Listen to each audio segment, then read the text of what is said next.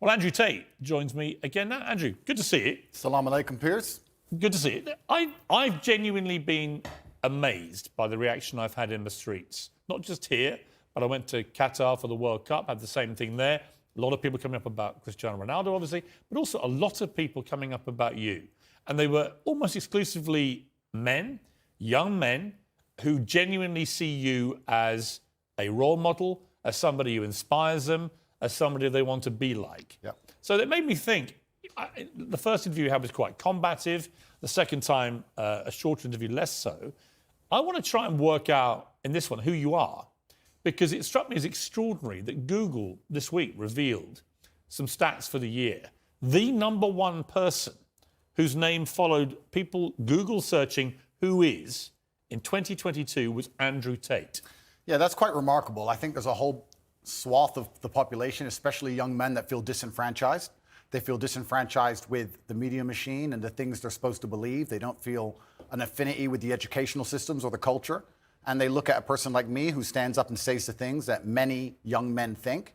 I haven't put a magic spell on the world. The fact that people like what I say means that they agree with me deep inside. They may be afraid to say it themselves, but I am seen as a bastion of free speech and a bastion for masculinity as a whole, because a lot of men are largely forgotten about. Do you think you're a force for good, or are you a force in evolution where perhaps you've done and said stuff you shouldn't have done, and as you get older, perhaps as you get bigger, more followed around the world, you sense a responsibility perhaps you didn't have early on? Well, we all evolve. Every human evolves day by day. You wouldn't be human if you didn't evolve on an hour-by-hour basis. But I do not think I'm a force for good. I absolutely not really know I'm a force for good, because I'm a force for truth.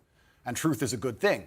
Without truth, we're going to end up in absolute tyranny and slavery, and we're already on our way there.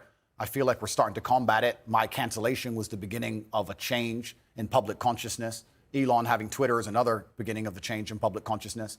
And anybody who stands up and speaks what they truly believe, even if it's something I don't personally agree with, I think that truth is absolutely important.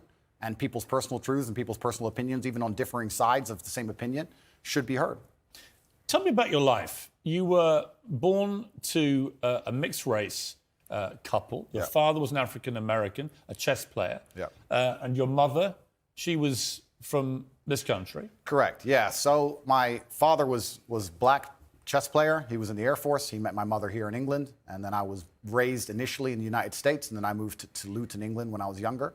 So I've moved around a lot. I've lived an eclectic life in many different scenarios. We've moved around. I've done a lot of different things, lived a lot of different experiences.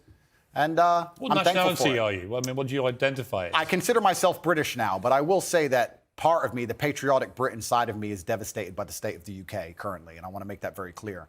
The patriotic Brit in me truly loves this country, and seeing what's happening to it, especially to our major cities, is almost heartbreaking to watch in real time.